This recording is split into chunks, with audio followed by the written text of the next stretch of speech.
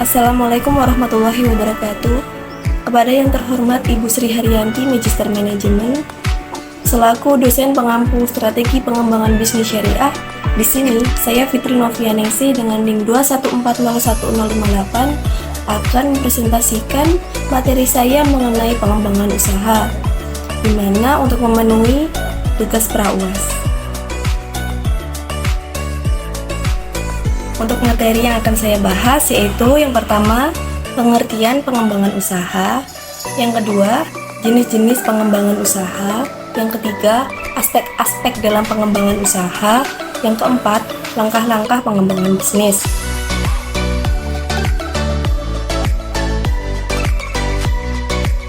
Untuk materi yang pertama yaitu pengertian pengembangan usaha.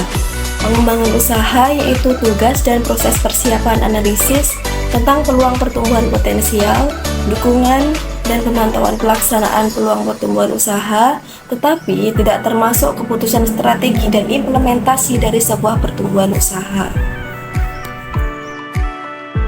Sedangkan menurut para ahli, yang pertama yaitu Brown dan Petrello pada tahun 1976, pengembangan usaha adalah suatu lembaga yang menghasilkan barang dan jasa yang dibutuhkan masyarakat. Apabila kebutuhan masyarakat meningkat, maka lembaga bisnis pun akan meningkat pula perkembangannya untuk memenuhi kebutuhan tersebut sambil memperoleh laba. Di sini untuk materi kedua yaitu jenis-jenis pengembangan usaha. Menurut Subagio dan Humaizar. Menurut Subagio, pengembangan usaha ada pengembangan vertikal dan pengembangan horizontal. Sedangkan menurut Humaizar, pengembangan usaha ada yang pertama, perluasan hulu ke hilir, yang kedua, diversifikasi usaha, yang ketiga, menjual bisnis atau franchise.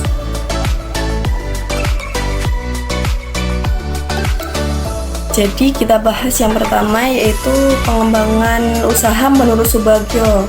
Yang pertama adalah pengembangan vertikal. Pengembangan vertikal adalah perluasan usaha dengan cara membangun inti bisnis baru yang masih memiliki hubungan langsung dengan bisnis utamanya. Jadi pengembangan secara vertikal di sini, usaha yang baru tidak akan meninggalkan atau tidak akan melepas keterkaitan antara bisnis utamanya atau bisnis yang lama. Seumpama untuk bisnis yang baru di sini adalah bengkel. Bisnis utamanya yaitu bisnis motor atau penjualan motor. Jadi tetap memiliki keterkaitan antara bisnis utama motor dan yang kedua adalah bisnis bengkel, karena bengkel adalah suatu tempat yang sangat dibutuhkan untuk perbaikan motor tersebut. Untuk sekarang yaitu pengembangan horizontal menurut Subagio. Pengembangan horizontal adalah pembangunan usaha baru yang bertujuan memperkuat bisnis utama untuk mendapatkan keunggulan komparatif yang secara lain produk tidak memiliki hubungan dengan core bisnisnya. Jadi pengembangan horizontal di sini, produk yang baru atau pengembangan usaha yang baru di sini tidak memiliki keterkaitan dengan bisnis utama yang dijalankan. Seperti contohnya, seumpama bisnis yang baru di sini bergerak dalam bidang kuliner dan bisnis yang utama yaitu bergerak dalam bidang konveksi. Konveksi dan kuliner di sini tidak memiliki keterkaitan. Untuk berikutnya kita bahas mengenai pengembangan usaha menurut Humaizar. Yang pertama yaitu perluasan ke hulu atau ke hilir.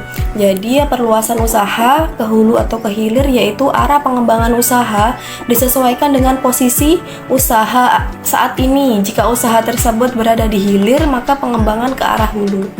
Untuk kelebihan dari pengembangan hulu ke hilir di sini adalah, untuk kelebihannya, pengembangan pada posisi ini lebih mudah karena telah mengetahui pasar, sumber material, dan teknologi. Untuk kekurangannya yaitu jika terjadi permintaan produk pada bisnis ini melemah, maka tingkatan penjualannya juga akan menurun. Untuk pengembangan usaha menurut Humaizar yang kedua yaitu diversifikasi usaha, di mana diversifikasi usaha adalah mengembangkan usaha ke berbagai jenis usaha. Untuk kelebihan yang terdapat dalam diversifikasi usaha ini yaitu jika salah satu bisnis usaha mengalami penurunan permintaan atau rugi, maka usaha yang lain masih dapat menutupi kerugiannya. Lalu untuk kekurangannya yaitu pengembangan cara ini cukup sulit dilakukan karena harus mempelajari dari sejak awal pasar, sumber material ataupun teknologi dan sebagainya. Untuk pengembangan usaha menurut Maizar yang ketiga yaitu menjual bisnis atau franchise. Arti dari menjual bisnis ini adalah menjual hak patennya. Ini dilakukan ketika usaha tersebut sudah memiliki hak paten atas produk atau jasa dan konsep pemasarannya. Jadi franchise di sini adalah usaha yang dijual kepada orang-orang luar, dan orang-orang luar tersebut akan mengelola bisnis ini. Namun perusahaan tersebut akan mendapatkan beberapa bagian dari penjualan tersebut dengan aturan masing-masing dari perusahaan. Untuk materi yang ketiga yang akan kita bahas yaitu mengenai aspek-aspek dalam pengembangan bisnis. Untuk aspek yang pertama yaitu aspek penjualan, aspek kedua yaitu aspek manajemen, dan untuk aspek yang ketiga yaitu aspek strategi. Untuk aspek penjualan yaitu memperhatikan bagaimana penjualan barang tersebut, mayoritas umur, asal, dan juga kecenderungan konsumen dan proses penjualan. Untuk aspek yang kedua yaitu aspek manajemen yang memperhatikan proses manajerial dari bisnis dimulai pembuatan produk, perencanaan pemasaran, hingga pemasaran distribusi produk. Dan untuk aspek yang ketiga yaitu aspek strategi yang mencakup bagaimana cara pengembangan bisnis dengan meningkatkan kualitas produk, membuat produk baru, atau bekerja sama dengan pihak lain. Ada beberapa hal yang harus diperhatikan dalam pengembangan usaha. Karena dalam pengembangan usaha tentunya kita harus memperhatikan berbagai hal penting. Kita tidak boleh asal-asalan dalam pengembangan usaha, karena apabila kita asal-asalan, usaha yang dijalankan tersebut tidak akan berjalan dengan lancar. Apabila kita memperhatikan beberapa hal penting, maka usaha yang akan berjalan tersebut kemungkinan besar akan berjalan dengan baik dan lancar. Untuk beberapa hal tersebut yaitu ada produk, brand, layanan, marketing, advertising, SDM, teknologi, dan sistem. Dari masing-masing hal tersebut akan kita bahas di slide berikut. Untuk hal yang pertama yaitu produk. Produk adalah aspek utama yang menjadi prioritas utama saat mengembangkan usaha. Mengembangkan produk yang sudah ada atau menciptakan produk jadi lebih menarik atau unik akan lebih mudah melekat di hati masyarakat. Selain itu, kemasan juga harus dibuat lebih inovatif dengan bentuk kemasan yang menarik dan petunjuk di kemasan yang tepat. Untuk yang kedua yaitu brand. Nah, seperti yang tertera pada foto berikut, setiap pelaku usaha selalu menginginkan brand produk mereka agar mudah diingat oleh konsumen. Jika perlu, gunakan jasa konsultan desain untuk mendesain merek supaya mendapatkan merek yang sesuai dengan produk yang dijual dan akan menarik konsumen. Untuk hal yang harus diperhatikan yang ketiga yaitu layanan. Meningkatkan kualitas layanan berdampak positif terhadap citra perusahaan. Peningkatan penjualan terhadap produk, observasi menyeluruh, penyediaan kotak saran, karakter customer service yang kuat adalah bentuk layanan lengkap untuk konsumen. Untuk yang keempat yaitu marketing.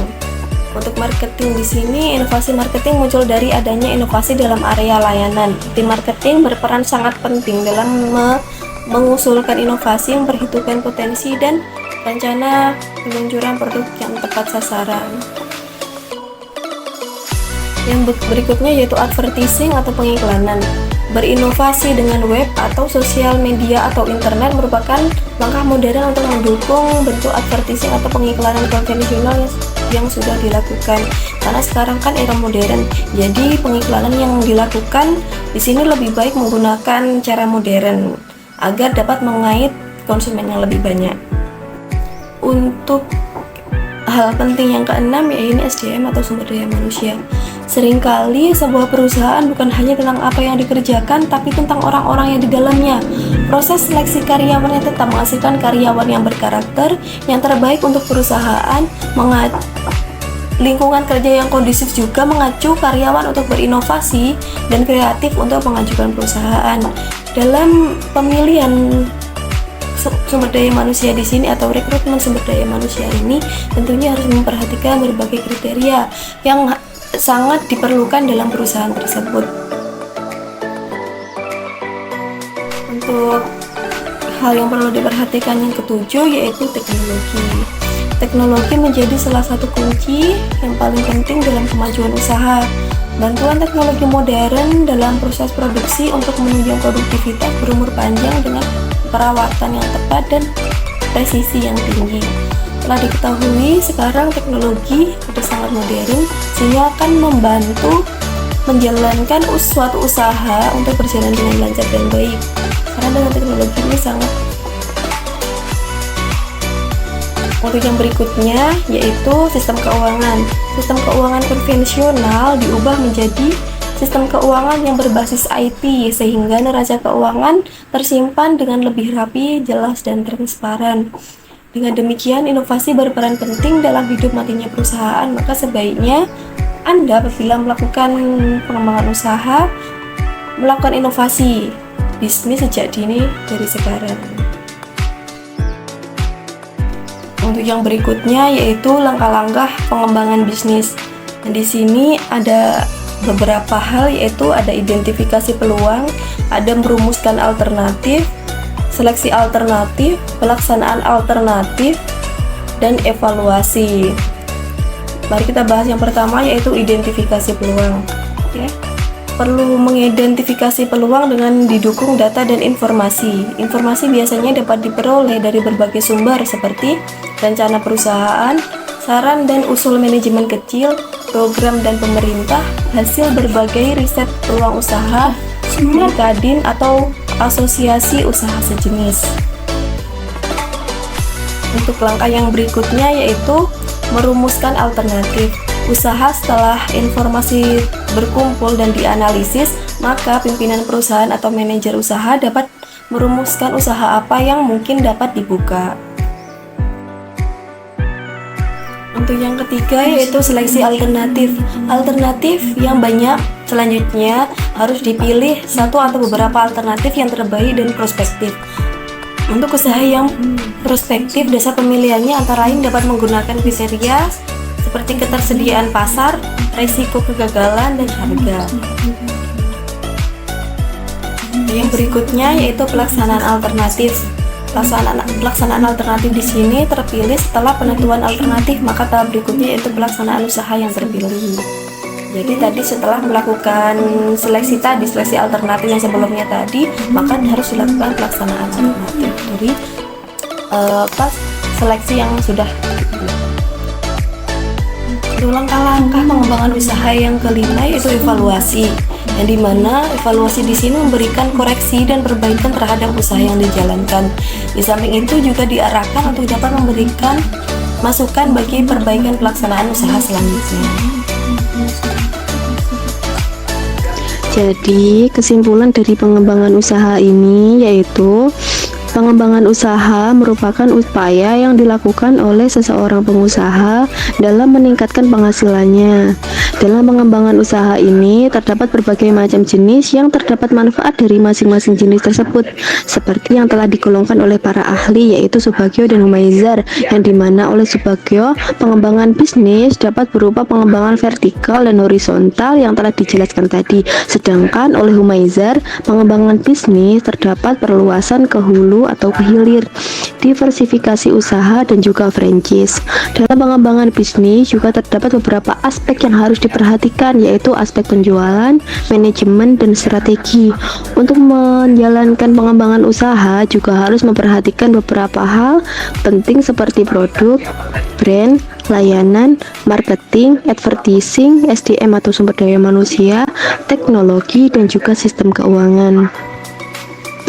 Dalam pengembangan usaha di sini juga terdapat beberapa langkah yaitu identifikasi peluang, merumuskan alternatif, seleksi alternatif, pelaksanaan alternatif, dan evaluasi. Jadi dalam melakukan pengembangan suatu usaha tentunya harus memperhatikan berbagai unsur agar usaha yang dikembangkan tersebut dapat berjalan dengan baik dan lancar.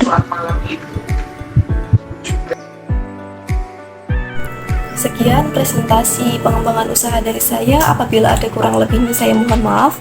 Wassalamualaikum warahmatullahi wabarakatuh. Waalaikumsalam.